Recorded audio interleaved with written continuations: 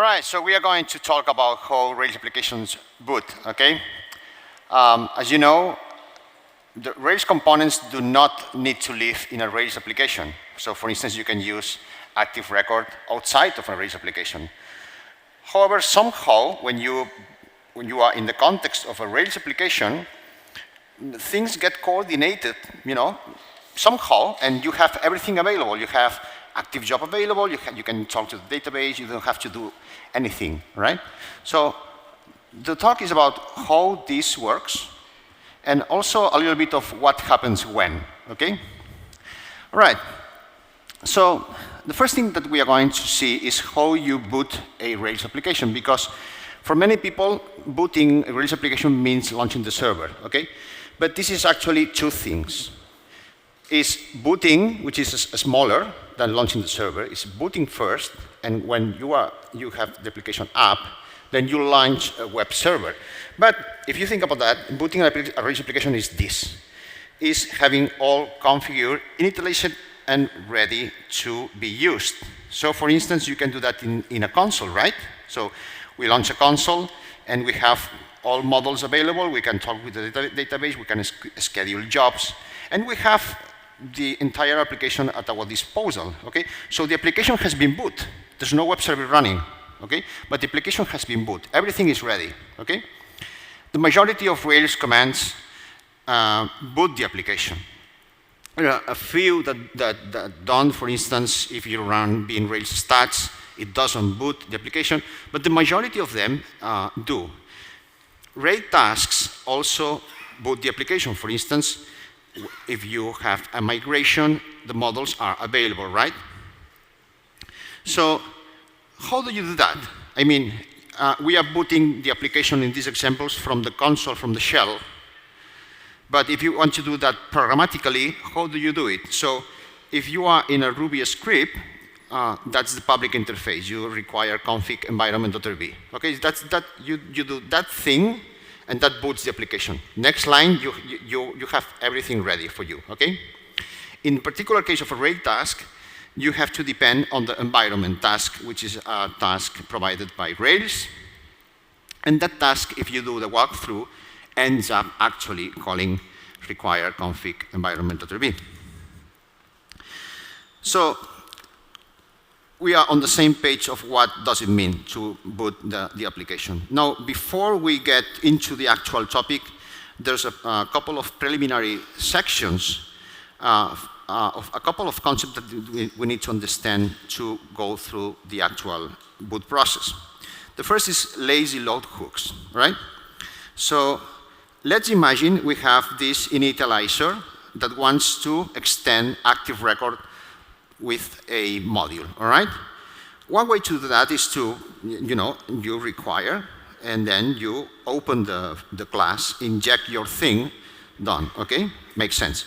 But there is a convention in applications, in Rails applications, that says the framework is responsible for loading things whenever they have to be loaded, and you just hook into this process so that when the framework decides that it has to load, then you are going to be able to do your thing. And you do that with lazy hooks.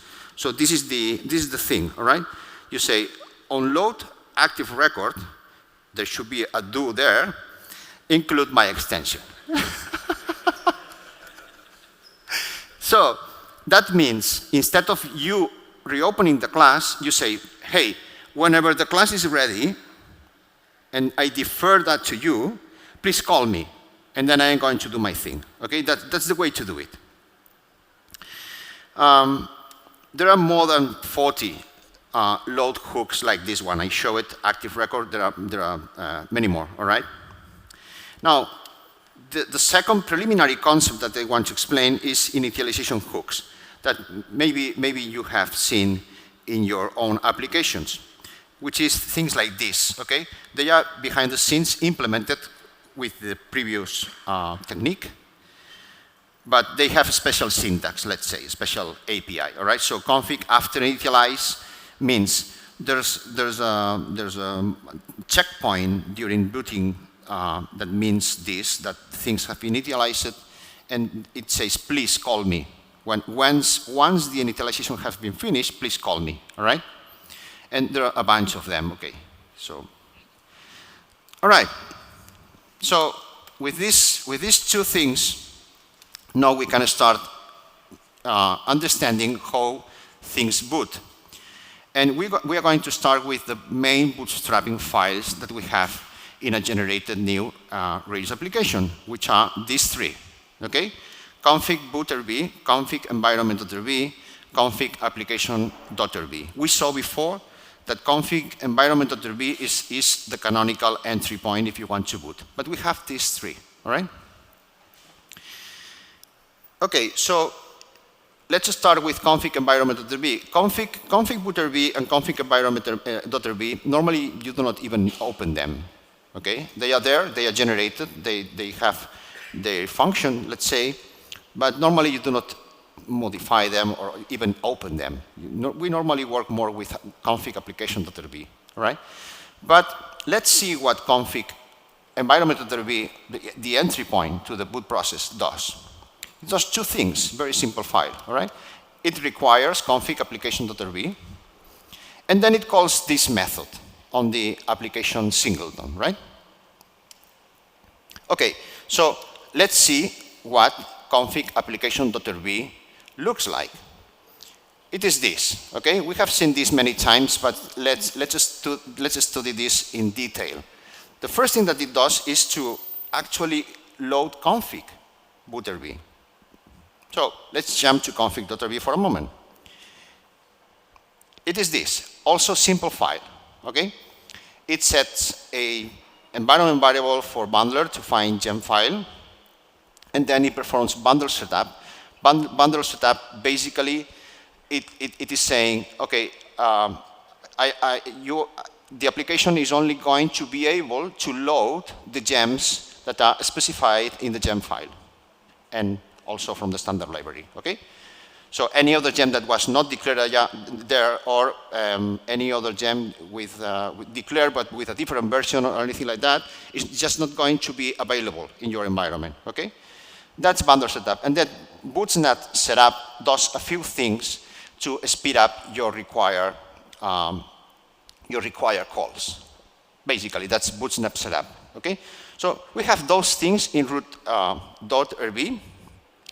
And now, once loaded, we have require Rails all, okay? We are going to see require Rails all later, but at this point, we can say that we have Rails emp available. After this line, we have Rails emp available. Because one question is, when are things available? When can I refer to Rails emp? When can I refer to Rails logger, okay? Those are questions that I believe there's lacking documentation about that. It could be cool that we define a clear contract and clear documentation and a test suite that verifies all that contract. In any case, at this point, we have Rails M. We do not have Rails root, for instance, at this point. Then bundle require is going to require the gems in your gem file, unless you opt out, basically, right? Okay, now we arrive to this line. We are defining here an application that inherits from Rails application, okay? A class that inherits from Rails application. This line looks very innocent, but it is not. And the reason is that in Ruby, we have a method that is optional in classes, call it inherited, okay? So if a class implements the inherited method and the class is subclassed, your inherited hook is called. There's an inherited hook configured here that is called right in that line, okay? So as a side effect of subclassing, a number of things are going to happen. These things, okay? So by subclassing, now we get access to the application singleton, we get Rails root. So that is why you can use Rails root in the class body. You couldn't do that before, But at this point, you can. Why? Because the inherited hook, magically is making these things available for you. The autoloaders are available for configuration. You cannot still autoload, but you can access them and make them print logs or, or ignore things, whatever, At this point, load path gets lib prepend. So I don't know if you have ever needed to load something from lib. If you do require something from lib,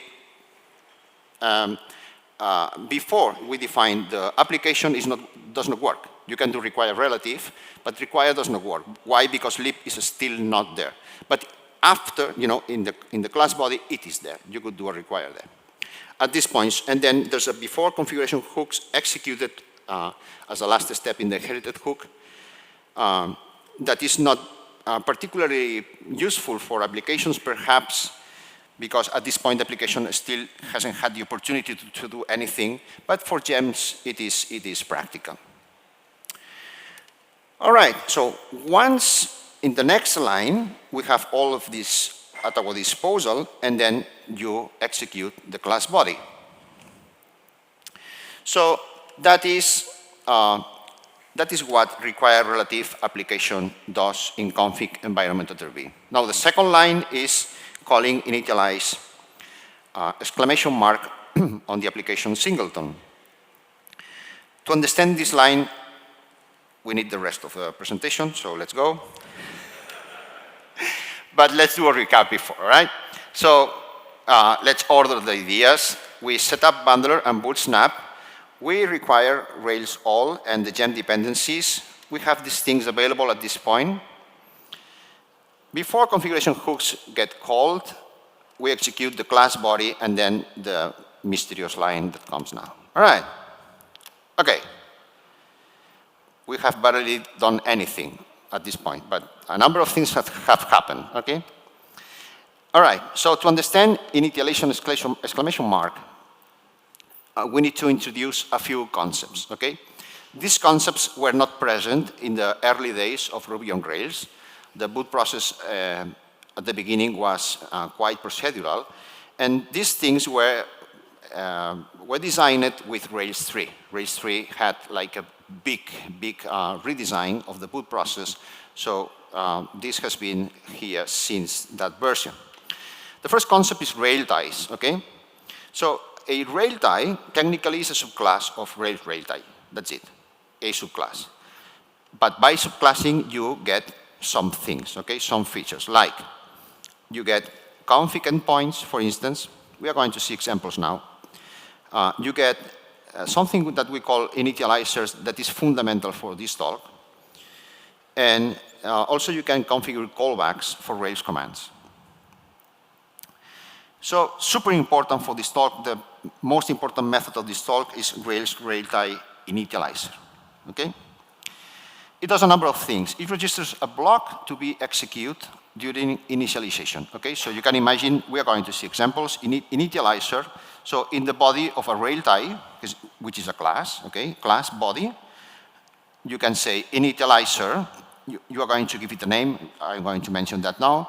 You pass a block, and it says basically, I want to register this block to be called. By who? By Rails, okay?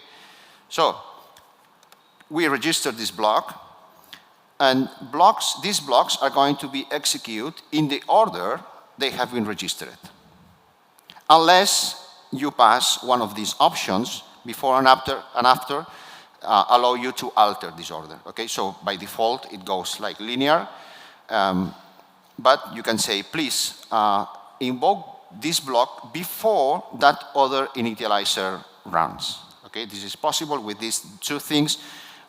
We give them a descriptive name, and the name is the one that allows you to say, please execute me before or after that other one. You can refer to other initializers. And if you want to list them, just for curiosity, you can use this command, bin Rails initializers. There's more than 300, so you're not going to get bored. And it has to be said that in reality, most of them are private interface. Okay, so for curiosity, or if you want to debug something, you can list them, but you cannot rely on most of them being, present always, or maybe they, some time ago there were 200. Now there's 300, and some can be deleted, some can be refactored. It's not part of that missing documentation is being clear about what is public interface indeed. Okay. However, you can list that, and see how things get executed. So an example, real example from Active Record. So Active Record is a library that can be used outside of Rails, but it defines a rail type. By defining a rail type, the component is able to hook into Rails. That's the design. So this one, for instance, simple one, sets the logger for Active Record, right? So you see, we are subclassing Rails rail type. Conventionally, the name of the class is going to be namespace rail type, so but that technically is not required, okay?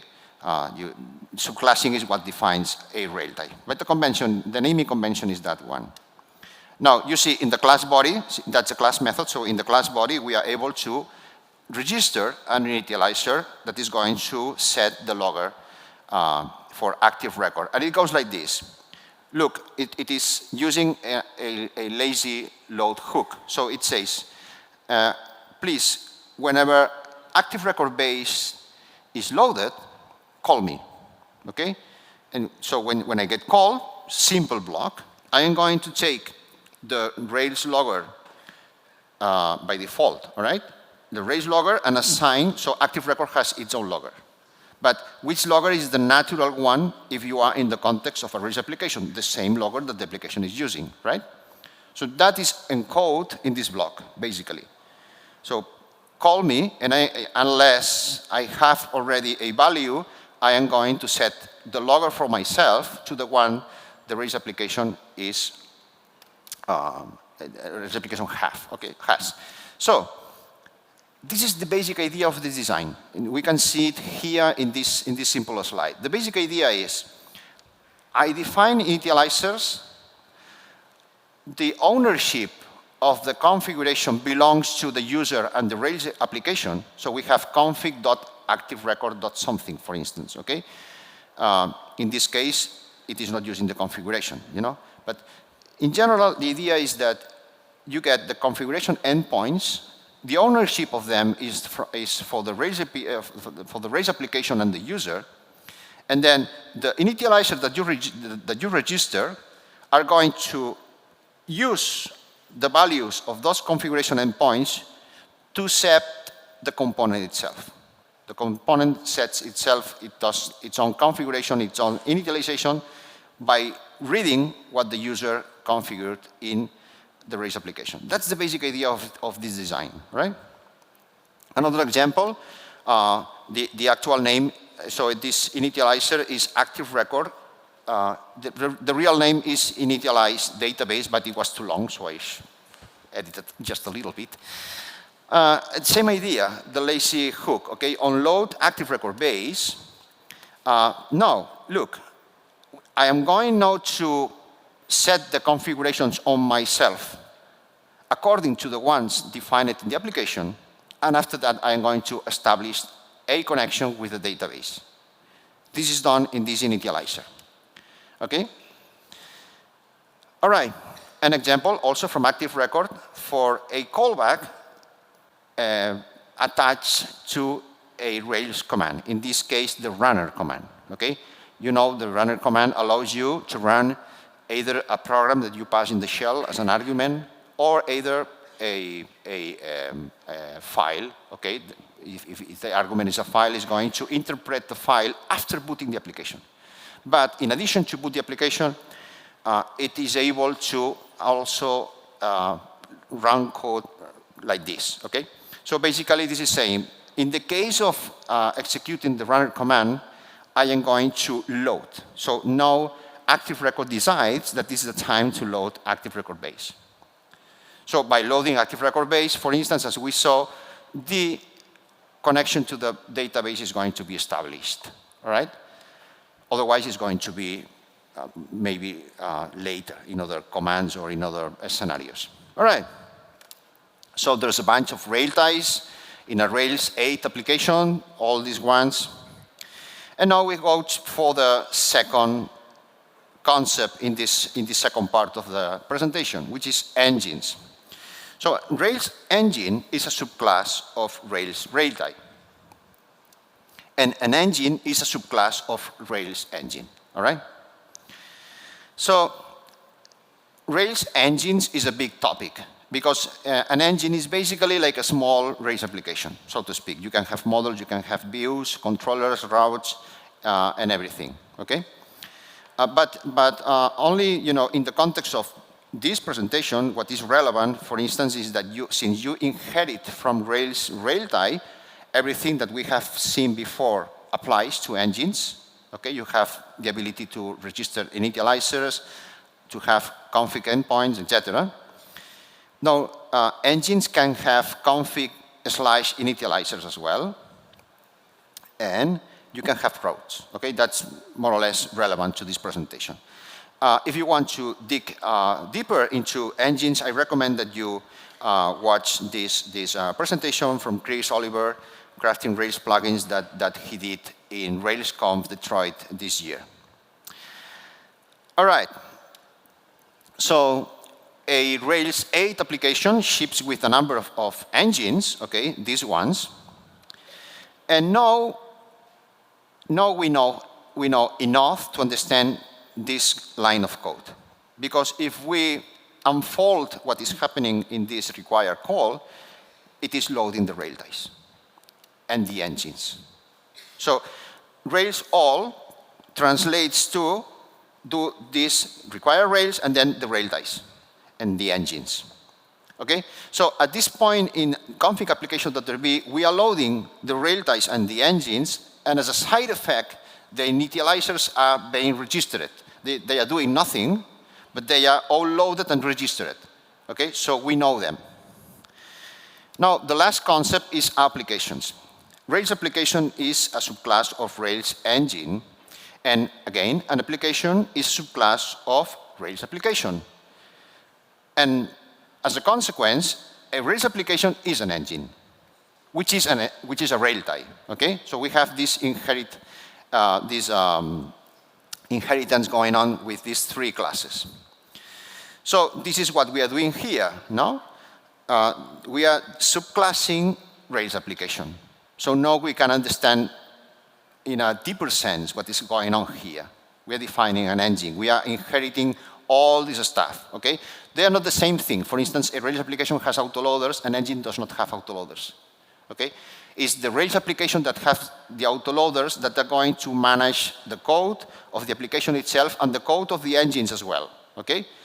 But so there are some differences, okay? But they are engines and they are railties as a consequence of that. So finally, we have all set up to understand this line of code.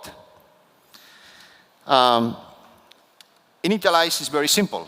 So what is a little bit more complicated is the setup that I have explained. But once you have all this in place, this is quite simple. You get the initializers, you do a topological sort on them. Topological sort means, so we said they are registered, they run in the order they have been registered, but you can you can say, please execute me before this, after that, whatever, you know? So a topological sort basically gives you a linear collection that respects these relative orders. All right? This comes with Ruby. Okay, you can do that. Okay. So we get an array where all these constraints are in place, and we do not have to think about, hey, I have to run this is not my tsort. Okay. Simple. We get this collection and we execute the initializers. That's the idea. All right. These initializers are not just the ones that engines define. There are two sets of initializers that are special, and they are like hard code, we could say. Okay, so we have three sets here. Okay, Bootstrap, railties, which are the ones that we have been talking about mainly, and then the finisher set. Okay, let's see what the Bootstrap set does. At this point, we load the configuration for the environment we are running. We have set up, okay? So if you are in development mode, now is the time that we are going to load config environment development.rb, okay? Why does development.rb take precedence over config application.rb? Now we can understand it simply because it runs after it.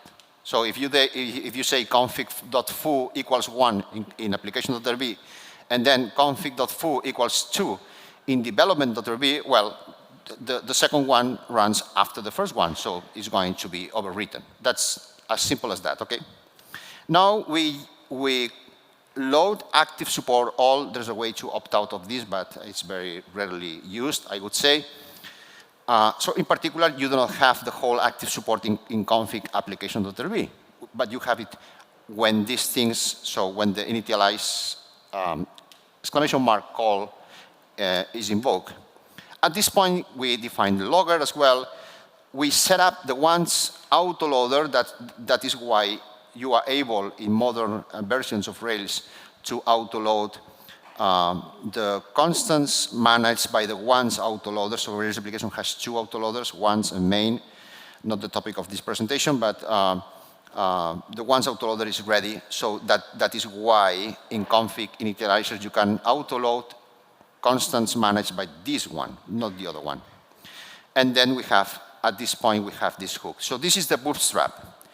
Now, all the initializers defined by railties and engines are the ones that are going to be executed at this point, okay?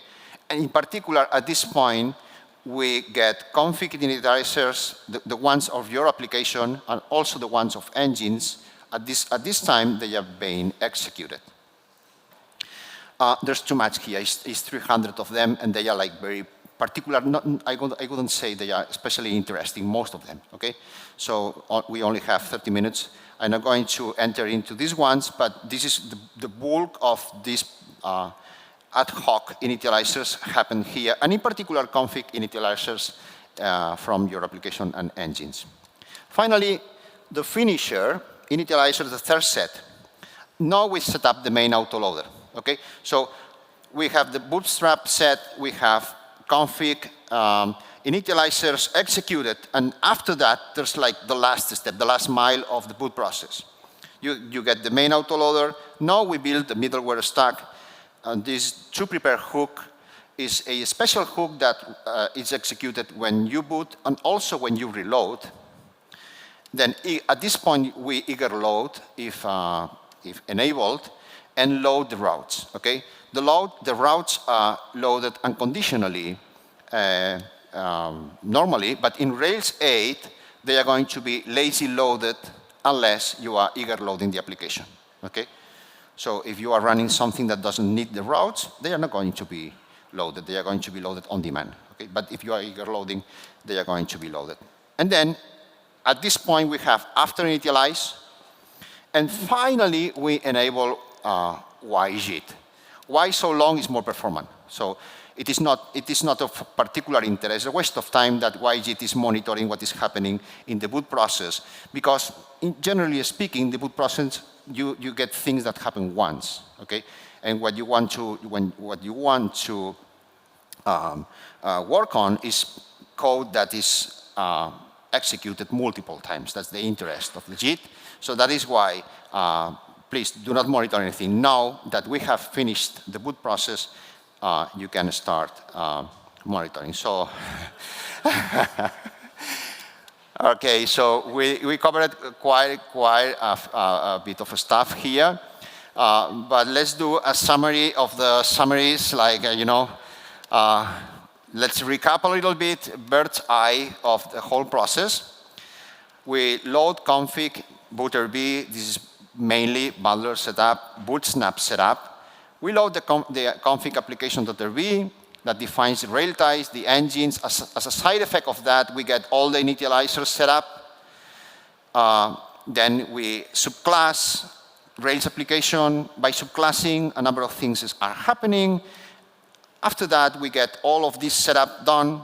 We prepare the bootstrap initializers, we append the finishers that we saw, and then we run them all in topological order, and while that is happening, we trigger initialization hooks, and we are ready to rock. All right, thank you.